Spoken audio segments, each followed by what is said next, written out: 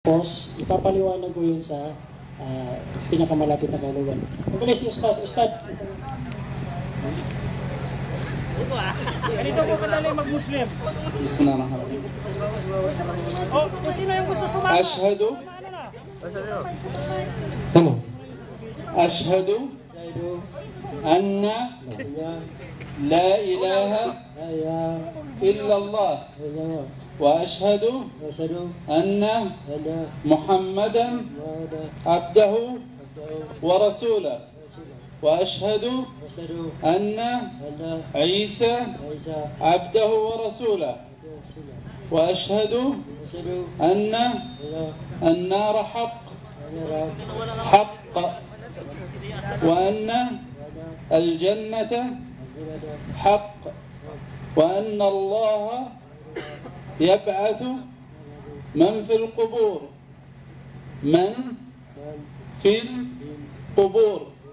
الله أكبر.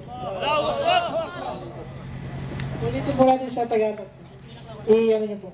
Ako'y sumasaksi na walang ibang Diyos na dapat sambahin maliban kay Allah ang nag-iisa at walang katambal.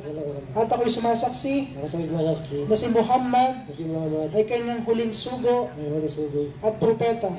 At ako'y sumasaksi na si Jesus na anak ni Maria ay kanyang sugo at propeta. At naniniwala ako na ang paraiso ay totoo at ang impyerno ay totoo at lahat ng nasa libingan ay kanyang bubuhayin muli. Allahu Akbar, Mashallah. So sa ganun pong pagkakataon ay siya po'y ganap ng Muslim. Maaaring mabigla kayo, ganun lang kadali, ganun kasimple.